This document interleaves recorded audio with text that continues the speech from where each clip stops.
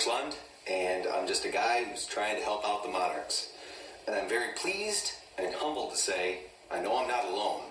A few years ago, I made a 5-part series on how to raise monarchs, from finding the eggs all the way to releasing adults and all the stages in between. I had no idea how popular that video series was going to be.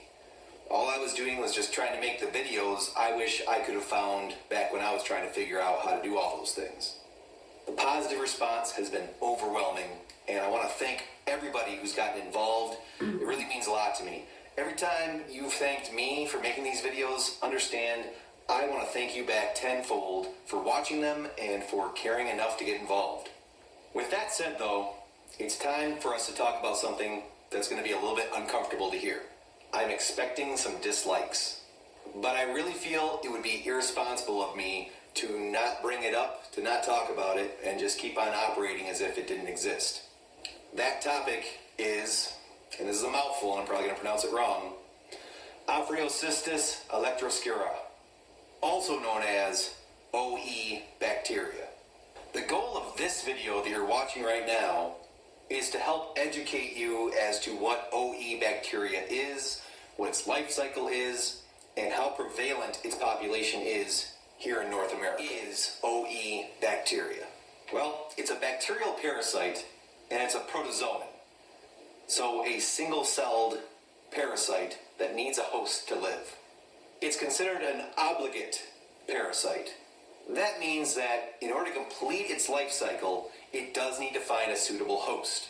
And for this parasite, the only known hosts are either the monarch butterfly or the queen butterfly. For this bacteria, it cannot live without those two species. So for this reason, it's accepted that this bacterial parasite co-evolved with at least one or both of these two species somewhere within their 250,000 year history on Earth. OE bacteria begins its life cycle as spores that contain 8 bacteria within them. These spores are on freshly emerged adults that have come out of the pupa, and they're along the abdomen primarily. When a female goes to lay an egg, that egg then has some of these spores left on it, along with around the leaf where she touched. These spores are on freshly emerged adults that have come out of the pupa, and they're along the abdomen primarily. When a female goes to lay an egg, that egg then has some of these spores left on it, along with around the leaf where she touched. So when a new and fresh caterpillar emerges, one of the first meals is that protein-rich egg casing that it just came out of. The caterpillar ends up ingesting some of these spores, also some from the fresh leaf nearby. And so there's a high chance that if the mother was infected, now the caterpillar has become infected as well. Now during that time, once the caterpillar has eaten the spores and is starting to develop, the digestive juices within the caterpillar actually break open that spore casing. The bacteria are now inside of the caterpillar, and they begin to use resources from the caterpillar to multiply. They grow in number throughout that life stage of the caterpillar, multiplying as the days go by.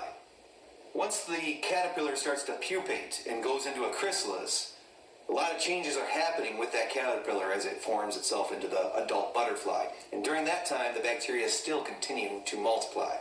In some cases, they've multiplied in such a large number that the actual butterfly doesn't fully develop. The pupa looks kind of brown and spotted with different colors, and it never emerges as an adult. Those are the heavily infected cases. In other times, though, the adult does emerge, but it's very deformed. A lot of the resources went towards the bacteria multiplying. Not enough was there for the butterfly to form as a fully functional adult. But again, those are the heavily infected cases. In other cases, though, most cases, the butterfly can still emerge as an adult, and in fact, it looks healthy and ready to go. A few days before the adult is going to emerge, if it's still able to, each individual bacteria within it kind of toughens up on its outer cell wall. And within that, it still divides 3 more times. So that's 2 to the 3rd power. You get 8 bacteria inside of this casing, which is now a spore. Once the adult emerges, if it's still able to do so, it comes out of the chrysalis looking very healthy, but it has these spores primarily along its abdomen, but also in other parts of its body. These spores now protect the bacteria, and they lie dormant inside. The spores protect them from all sorts of weather conditions, and they lie dormant until another caterpillar ends up eating them, and the life cycle just starts over from there. So did I really have to euthanize the one monarch that I found that had infection? Well, let's go a little bit further with this. Here's a rough, basic, simplified map that shows the three major populations of monarch butterflies here in North America. You have in yellow the east of the Rockies population. That's the one that we deal with here in Michigan, the ones that migrate down to Mexico and back. Then west of the Rockies in orange, you have that population that does do migration but pretty much stays in the western part of the United States. And then also, if you notice, down the southern tip of Florida, they have labeled in green a population of monarchs that actually stays and breeds all year round. They are nonstop with their laying of eggs and repeating that life cycle. Some also suspect that it's possible some of those at the southern tip of Florida do migrate to Mexico and back, but I've never heard any real conclusive evidence of that yet. Well, these populations have been studied over certain years in order to try to gauge how infectious is the OE bacteria in these populations. How widespread, how prominent is it? And I wish that we had more recent data. I was not able to find any, but here's some studies since we discovered OE bacteria back in the 1960s up until 1997. You can see from the data that was collected, the population east of the Rockies has fluctuated a little bit, but has never really been above 10%. Over there on that y-axis, those numbers are reflecting the fraction, the decimal percentage of the population that was infected. So 1 would be 100%, 0.5 is 50%, etc. West of the Rockies, though, on the years studied, that population was right around 30 to 40%. About a third of the monarchs west of the Rockies are infected with OE. And the highest infection rates, though it was only 4 data points that we've got, those came from the population that's at the tip of Florida. It is the most widespread, and while there's only 4 data points to really look at, it was anywhere from 70% all the way up to about 90%. But again, as we said, didn't this bacteria co-evolve with the monarch butterfly? Isn't this just natural, and we shouldn't worry too much about it? Well, yes and no. See, things have changed, and it's us, the humans.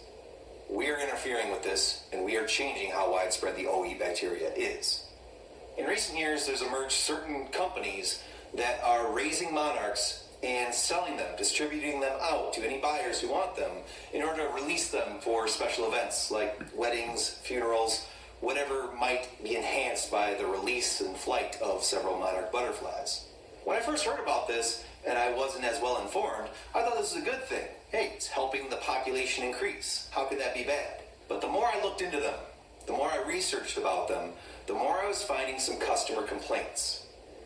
There have been numerous times where customers have received the chrysalides in the mail, and those chrysalides have had the dark colors indicative of OE bacterial infection.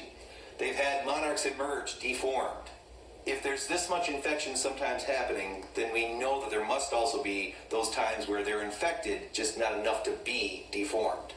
And these are being shipped anywhere in the country where people are willing to pay the money for them. See, as I looked into this more, I found that many online were already hot on this trail and had been definitely criticizing these companies for actually helping to spread OE to other parts of the nation that previously were pretty low in their OE infestation rates. So, east of the Rocky Mountains. And these days, I now am very skeptical that the OE infection rates that were last reported that I could find in 1997 are still that low. Further investigation will need to occur. If you know of any more recent data, I would love to take a look at it. Please leave a comment below linking me to where I can find more about it. And so it's for this reason, to try to keep the OE infestation down to low limits here east of the Rocky Mountains, that I had to make the tough decision that if I have a monarch that is OE infested, it can't be released back to the wild population. I hope you understand. Now, I'm not saying that you have to test for OE and that you have to kill any of your monarchs. I think that's really a personal decision that you have to make. I know that I wanted to make it, doesn't mean that you have to as well. And I still respect those who decide, you know what, hey, me and my kids, we just wanted to raise some monarch butterflies this summer. We don't know that we want to have to kill any of them. Believe me, I understand. I respect it. There's a difference between, though, a family who might just be trying to raise a couple of monarchs versus somebody who's taking this on to release 30, 50, or even into the hundreds each year. In cases like that, where your numbers are that large, I really want you to consider this greatly. If, say, you raise 100 monarchs, but half of them, or even just a third of them, are infected with OE bacteria and are going to spread it, are you really doing what you set out to do? Are you really helping this population? Those monarchs that are infected with the OE, that has just increased how much OE is going to spread in your general area. And especially when we're dealing with these populations getting hit so hard from loss of milkweed, from climate change, do we need to add that onto the plate even more than it already is? So I urge you to give it some great consideration.